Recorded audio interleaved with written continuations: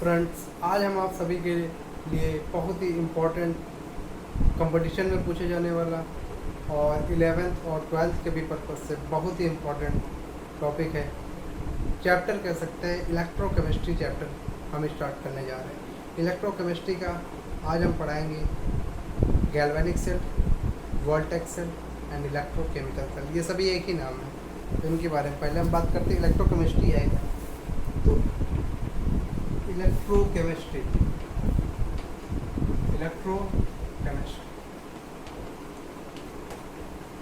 इसका मतलब क्या है, हम देखेंगे कि यहाँ पे जो इलेक्ट्रो मीन है, इसका मीन होता है इलेक्ट्रिक करंट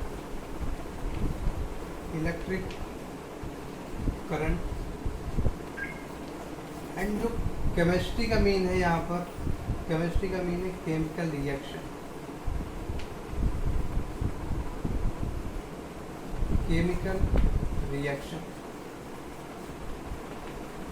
तो इसमें होता क्या है कि कभी हम पढ़ेंगे कि इलेक्ट्रिक करंट के द्वारा केमिकल रिएक्शन कैसे हो रही है, कैसे डेवलप हो रही है, और कभी देखेंगे केमिकल रिएक्शन के द्वारा इलेक्ट्रिक करंट कैसे उत्पन्न हो रही है।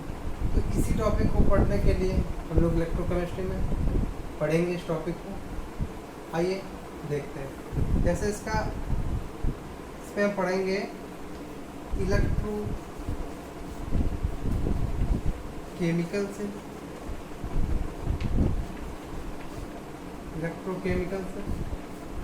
पहला टॉपिक है, और दूसरा हम लोग पढ़ेंगे कौन सा, इलेक्ट्रोलिटिक सेल क्या है और इलेक्ट्रोकेमिकल सेल क्या है।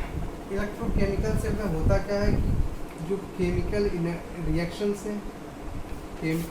से हमारी इलेक्ट्रिक करंट कैसे उत्पन्न होती है, इसको पढ़ेंगे। और इलेक्ट्रोलिटिक सेल में क्या होता है कि इलेक्ट्रिक करंट के द्वारा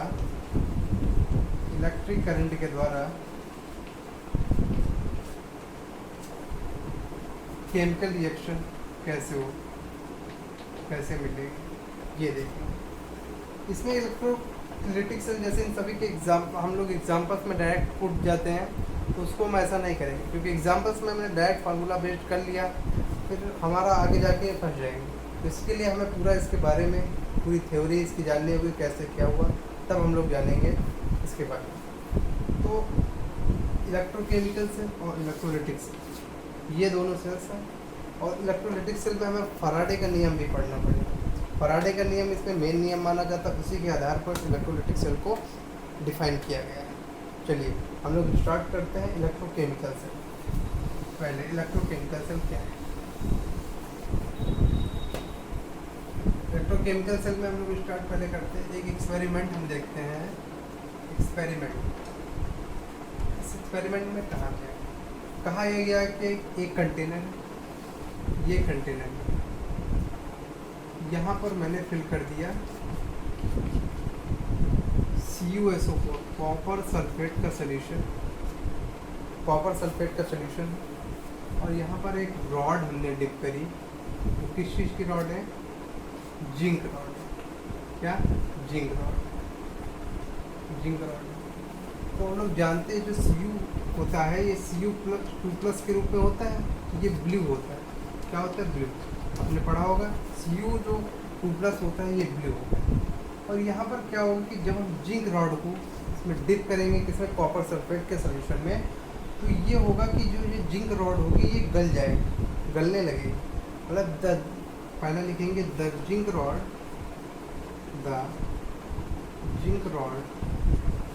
इज रिड्यूस्ड, ये घटने लगेगी।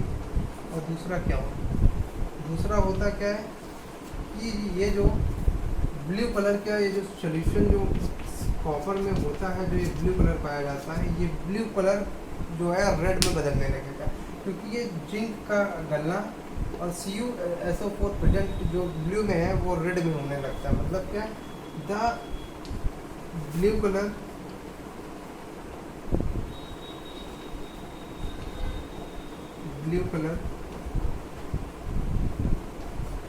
Fade away, from the solution, from the solution, ठीक है। और दूसरा क्या होगा, ये जो Cu2+ है, ये ब्लू जो है रेड में प्रेसिपिटेट होने लगेगा, तो यहाँ पर प्रेसिपिटेशन आ जाएगा रेड का, द रेड प्रेसिपिटेट फॉर्म होने लगा, द रेड प्रेसिपिटेट फॉर्म होने लगा। मतलब क्या, मतलब ये हुआ कि ये जो Cu2+ है ये टूटने लगता है Cu में, और Cu हम लोग जानते हैं कि ये रेड में और ये ब्लू में होता है, ठीक है। इतना जानिए, अब आगे देखते हैं क्या है। और चौथा इसमें कहा जाता है कि जब इसमें हम थर्मोमीटर लगाते हैं, तो ये क्या है, थर्मोमीटर, थर्मोमीटर, थर्मोमीटर के द्वारा हम इसको देखते हैं कि इसमें जो ये इसका टेम्परेचर है वो राइज करने लगता है, द टेम्परेचर राइजर, ठीक है, the temperature riser, temperature rise करने लगा। अब जब ये इतना मतलब मैंने कंडीशंस देखी, तो इसकी एक रिएक्शन होती है, देखते हैं हम लोग। Zn की रिएक्शन यहाँ पर होगी, Zn2+ और 2 इलेक्ट्रॉन लूज करें, ठीक। और 2 इलेक्ट्रॉन लूज करने की कंडीशंस, और ये इतना होना, ये ऑक्सीडा, ये हो रहा है क्या क्या, इसमें हो रहा है क्या, ऑक्सीडेशन रिएक्शन, ठीक है, ऑक्सीडेशन रिएक्शन, ये ऑक्सीडेशन रिएक्शन होता है। और यहाँ पर जो ये Cu2+ है, Cu2+ प्लस 2 इलेक्ट्रॉन लूज करेगा, तो यहाँ पर इलेक्ट्रॉन गेन कर रहा है, ठीक, यहाँ पे इलेक्ट्रॉन लूज कर रहा है, लूज करने पर ये Cu बन जाएगा। तो देखो यहाँ पे ये ब्लू है और यहाँ पर रेड फाउंड हो गया, बस यही इसमें मेन होता है। ये इसमें कहा गया कि रेड ये जो बन जाता है, जिंक रॉड घटने लगती है, इसके द्वारा क्या होता है, CuSO4 सोल्यूशन में प्रेजेंट है, जो ब्लू कलर में है, वो after we dip the electrode then it form red precipitate. So इसको नोट कर लीजिए, फिर आगे बढ़ाते हैं। हो गया होगा, इतना पास करते हैं, पास करके नोट कर लीजिएगा। आप क्या देखते हैं, इसमें क्या हो रहा है, डायरेक्ट, इसको ये भी कहते हैं कि क्या, डायरेक्ट रिडॉक्स रिएक्शन भी कहते हैं, डायरेक्ट रिडॉक्स रिएक्शन। यहाँ पर क्या हो रहा है, डायरेक्ट रिएक्शन हो रही है, कोई बाहर से कोई हमें वो नहीं, कोई मतलब अलग सॉल्यूशंस नहीं है, इसी में जो कंटेनर में हो रहा है वही, इसलिए इसको कहा गया डायरेक्ट रिडॉक्स रिएक्शन।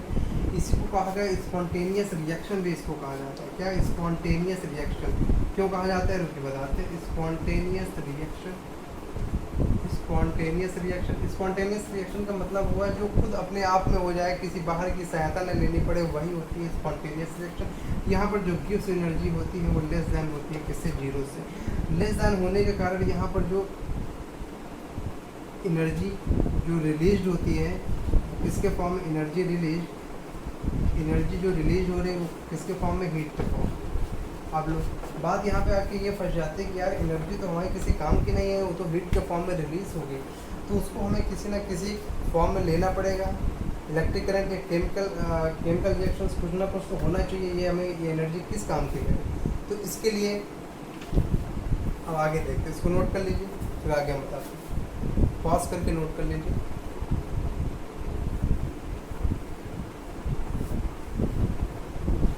चलिए अब आगे देखते हैं।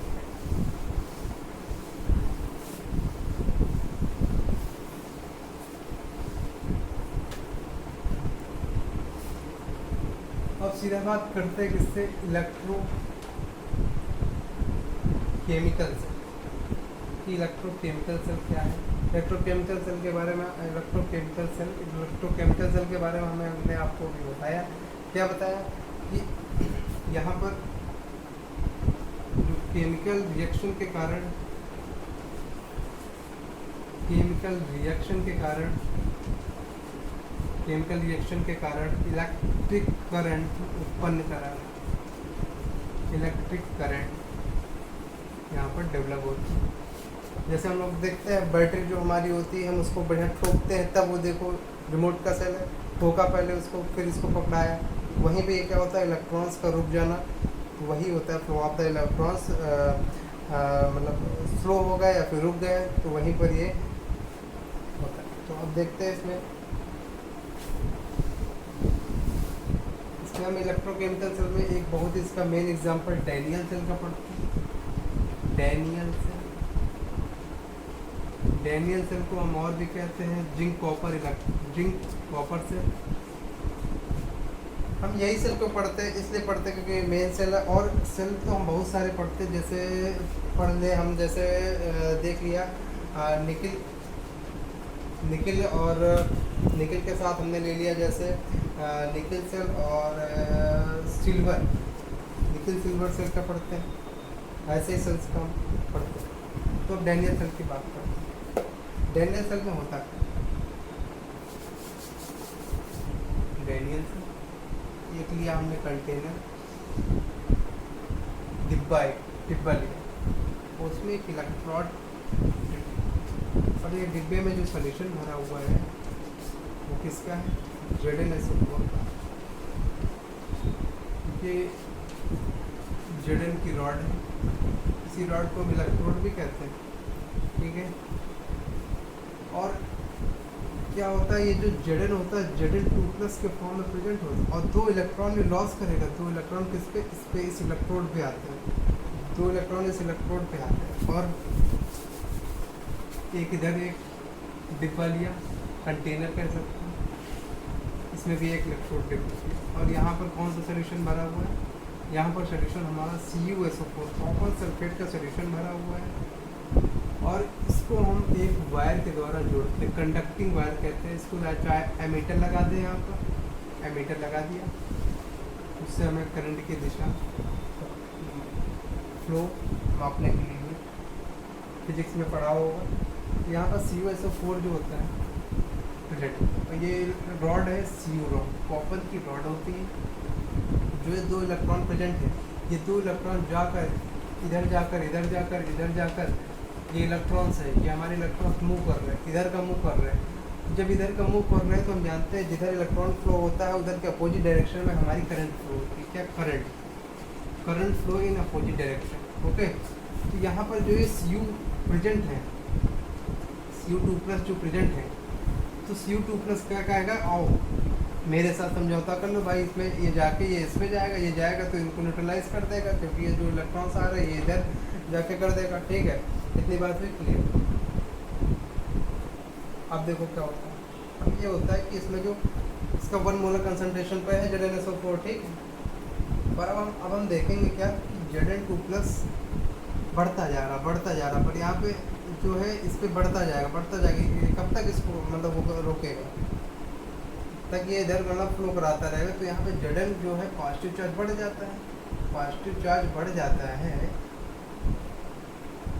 और इधर क्या होता है? पॉजिटिव चार्ज बढ़ जाता है, और इधर क्या होता है कि जो ये Cu2 का SO4 जो होता है, SO4 2- में ये इधर ज़्यादा होता है। ये कहता है भाई इनके साथ क्यों समझौता करो, हम खुद ही यहाँ पर प्रेजेंट है। तो SO4 यहाँ पर बढ़ता रहता है, और Zn2+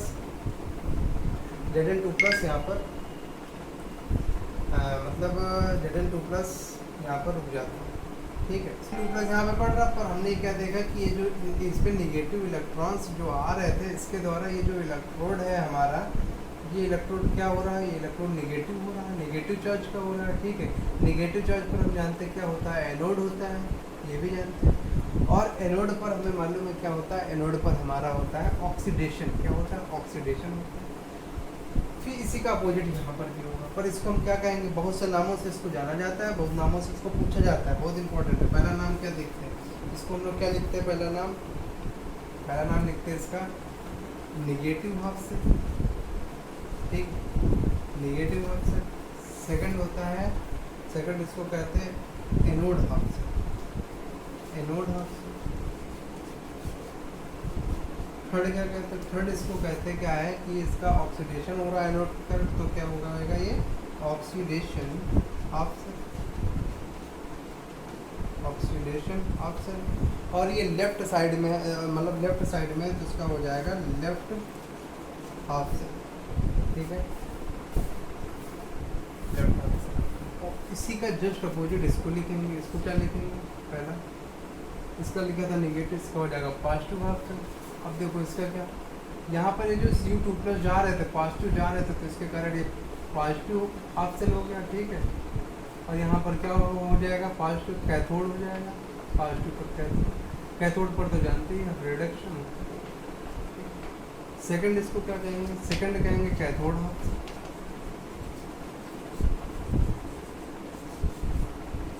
थर्ड हम लोग कहेंगे reduction half cell. And fourth कहेंगे राइट हाफ सेल। इन सभी नामों से भी पूछा जा सकता है, इंटर में भी ऐसे क्वेश्चंस बहुत अधिक इम्पोर्टेंट होते हैं। तो अब हमने बात यहाँ पे एक बात बताई थी कि ये जो Zn2+ बढ़ता जाएगा बढ़ता जाएगा बढ़ता जाएगा, तो ये क्या हो जाएगा, इलेक्ट्रॉन ज़्यादा होता जाएगा, बढ़ता जाएगा, और इधर SO4 बढ़ता जाएगा। यार इसको अब यहाँ पे ये तो दिक्कत कर रहा है, तो इसके लिए भी कोई कुछ ना कुछ तो करना ही होगा। उसके लिए हमें दूसरा टॉपिक एक इसमें बताया गया था कि इसमें एक हम लोग साल्ट ब्रिज लगाते हैं। तो वो साल्ट ब्रिज क्या होता है अब हम लोग देखेंगे। साल्ट ब्रिज, इसको नोट कर लीजिए।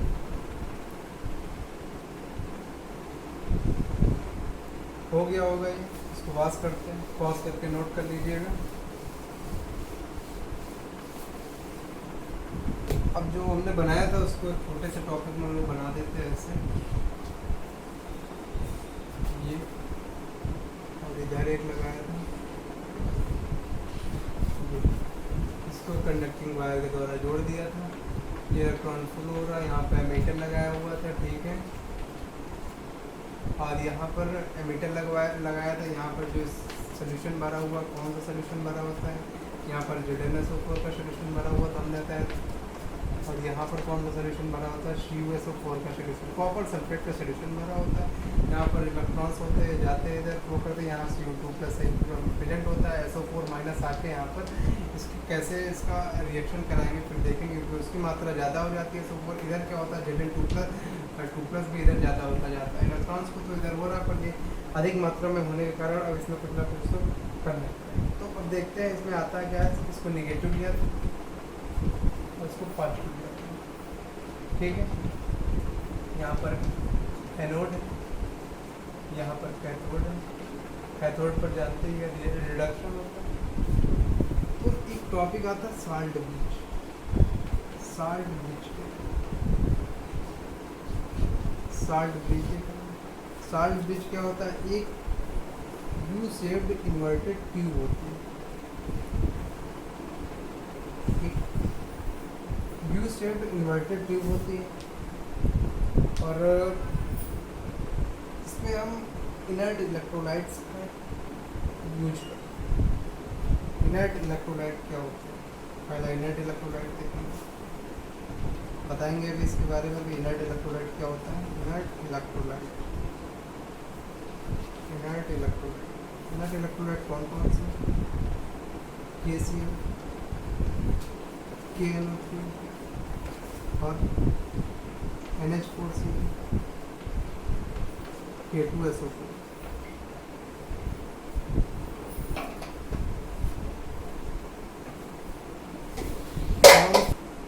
ये होता है। तो जो ये सॉल्यूशंस को लेते हैं, जो ये इनर्ट इलेक्ट्रोलाइट को लेते हैं, वो हम लोग किस में लेते हैं, इन अगर पाउडर या फिर जिलेटिन में भी ले सकते हैं। जिलेटिन अगर पाउडर का यूज़ क्या होता है, अगर पाउडर एक आटे की तरह होता है और उसको हम लोग सोल्यूशन को गाढ़ा करने में यूज करते हैं, जिससे इसमें इलेक्ट्रॉन्स की मोबिलिटी हो सके, मूवमेंट हो सके। वहीं पर तो हमें यही तो हमें कराना है साल्ट। यहाँ पर साल्ट ब्रिज में होता है क्या, यहाँ पे Cl- प्रेजेंट होता है, यहाँ पर K+ प्रेजेंट होता है। K+ इधर आएगा और Cl- इधर जाएगा। यहाँ पर क्या था, इसे यहाँ पर लगाएंगे हम,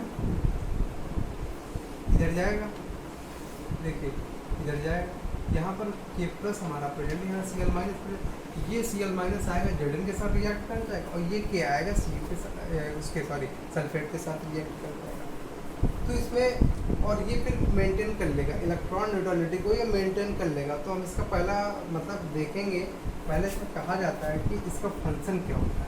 फंक्शन, इसका फंक्शन देखेंगे। फंक्शन में कहते हैं पहले इट मेंटेन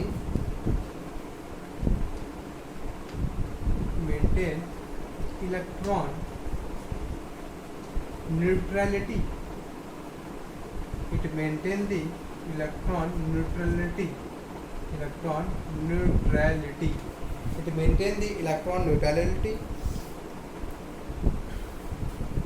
दूसरा कहता है it align flow of electrons. मतलब ये अलाउ भी करता है इलेक्ट्रॉन्स को फ्लो कराने में। क्यों? क्योंकि जब ये के प्लस इधर आएगा और सी माइनस इधर जाएगा तो ये लगातार फ्लो होते रहेंगे तो ये रिएक्शन चलती रहेगी तो हमारी बैटरी काम करती रहेगी। अगर देखो जब ये क्या होता है, जब हम लोग देखते हैं जब बैटरी जैसे बहुत रिमोट को हम लोग ठोकते हैं तब वो चलता जाएगा, तो उससे क्या होता है कि ये जो है मूवमेंट इनका रुक जाता है, जिसके कारण ये फ्लो नहीं हो पाते। और इनका फ्लो रुकना ही इसका मतलब रोक देता है इलेक्ट्रॉन्स को, तो ये फ्लो नहीं हो पाता। तो फ्लो ये कि इधर आता है और माइनस इधर लगातार ये प्रोसेस चलती रहती है। तो इसी के द्वारा ये सॉल्यूशन इसीलिए लगाया जाता है कि इसकी इलेक्ट्रॉन न्यूट्रलिटी को मेंटेन करना। सेकंड बताया गया, थर्ड बताया जाता है। थर्ड कहा जाता है कि इट मिनिमाइजेस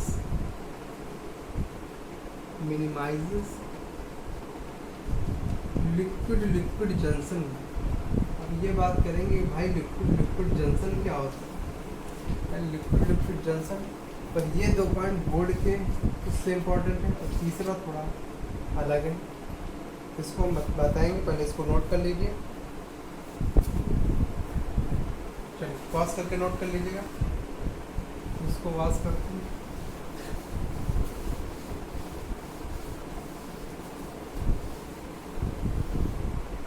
अब देखेंगे कि वो जो हमने एक पॉइंट लिखा था कौन सा, इट मिनिमाइजेस लिक्विड जंक्शन। इसका क्या मतलब है देखेंगे। क्या होता है कि एक जो कंटेनर लिया, दो लेयर्स को दो मतलब उसमें डिवाइड कर लिया। इधर क्या होता है कि एक इलेक्ट्रोड हमने जिंक का लगाया था, इधर एक इलेक्ट्रोड कॉपर का लगाया। ये CO है, ये Zn है, ठीक है। जिंक को हमने इलेक्ट्रोड को हमने देखा नेगेटिव चार्ज, इस पर जो होते हैं पॉजिटिव चार्ज होते हैं। यहाँ पर क्या हो जाएगा, यहाँ पर plus plus plus plus plus plus हो जाएगा, यहाँ माइनस हो जाएगा, माइनस माइनस माइनस। तो ये जो इसका जो पोटेंशियल होता है इस बैटरी का, उतनी समय का पोटेंशियल जब मतलब इसको यूज़ किया जाता है तब इसका पोटेंशियल 1.1 वोल्ट होता है। फिर क्या होता है कि ये जो प्लस चार्ज और माइनस चार्ज और ये जो इसका माइनस इलेक्ट्रोड का प्रेजेंट होने के कारण क्या होता है, पोटेंशियल करने लगती है अपोज बैटरी को अपोज करती है। तो इसका पोटेंशियल क्या हो जाता है, घटकर इसका पोटेंशियल घट जाता है। कितना हो जाता है, 0.01 वोल्ट। जीरो नहीं हो जाता, जीरो अगर पूरा ही जीरो है तो मतलब क्या लिखे, 0.01 वोल्ट हो जाता है। तो यहाँ पे होगा क्या, पोटेंशियल अपोजेस बैटरी, बस इसका यही मतलब था। इस पॉइंट का मतलब यही, ठीक है। अपोज करेगा, पोटेंशियल अपोज करेगा बैटरी, तो उसका पोटेंशियल घट जाएगा। 1.1 से इसका पोटेंशियल होता है मेन, पर उससे घटकर ये 0.01 हो जाएगा। जीरो नहीं होगा पर सिर्फ 0.01 होगा जरूर। अब हम लोग एक वहाँ पर पढ़े थे कि इनर्ट इलेक्ट्रोलाइट्स क्या होते हैं। इनर्ट इलेक्ट्रोलाइट के बारे में बताते हैं। इनर्ट इलेक्ट्रोलाइट है क्या, तो देखते हैं। इनर्ट इलेक्ट्रोलाइट कंडीशन आती है कि इनर्ट इलेक्ट्रोलाइट होते क्या है जो हम यूज़ करते हैं। इनर्ट इलेक्ट्रोलाइट में जो पहला हमने देखा था KCl का, ये किसी से रिएक्ट नहीं इतनी जल्दी करे। आयंस में मतलब ये इतनी जल्दी नहीं, जैसे K प्लस Cl माइनस है, टूट जाता है ये KCl, ठीक है। जब इसको हमने Zn में जब साल्ट ब्रिज लगाया, जब Zn के साथ जब ये करेगा Zn और ये कर रहा था रिएक्शन कि क्या था वहाँ पे कंटेनर में Zn+2 प्रेजेंट था, तो यहाँ पे Zn+2 प्लस Cl माइनस तो बन जाएगा 2Cl माइनस हो जाएगा, तो हो जाएगा ZnCl2। ZnCl2 ये जो बनता है, ये ZnCl2 इतना हाईली सॉल्युबल होता है, इट इज़ हाईली सॉल्युबल होने के कारण ये क्या होता है, ब्रेक हो जाता है। जब ब्रेक हो जाता है तो फिर से वही बना लेता है ZnCl2। जब ये ब्रेक होता है तो Zn2 प्लस Cl माइनस फिर से वही बना लेता है, तो इसलिए इसका यूज किया जाता है। अब जैसे पूछा जाता है कि, इसको नोट कर लीजिएगा, पूछा जाता है कि Ag का यूज़ क्यों नहीं करते। अगर Ag का इलेक्ट्रोड हो तो क्या होगा, अगर मान लिया Ag का इलेक्ट्रोड है, Ag का इलेक्ट्रोड है तो हमने जैसे Ag के इलेक्ट्रोड से अगर लगे ये Cl अगर माइनस वो साइड लगाया तो Cl उसका आ रहा था इलेक्ट्रोड, अगर इससे रिएक्ट कराएंगे तो AgCl बनेगा, AgCl तो बन जाएगा। पर होता है क्या, इसका वाइट PPT होने के कारण इसका हम यूज़ नहीं करते, वाइट PPT हो जाएगा ना, तो इसलिए हम लोग इसका यूज़ नहीं करते। ठीक है, समझ में आया, नोट कर लीजिएगा। अब हम इलेक्ट्रोलाइटिक सेल के बारे में बाद में डिफाइन करेंगे, मेरा दूसरा वीडियो है उसमें देखिएगा इलेक्ट्रोलाइटिक सेल के बारे में। Thank you.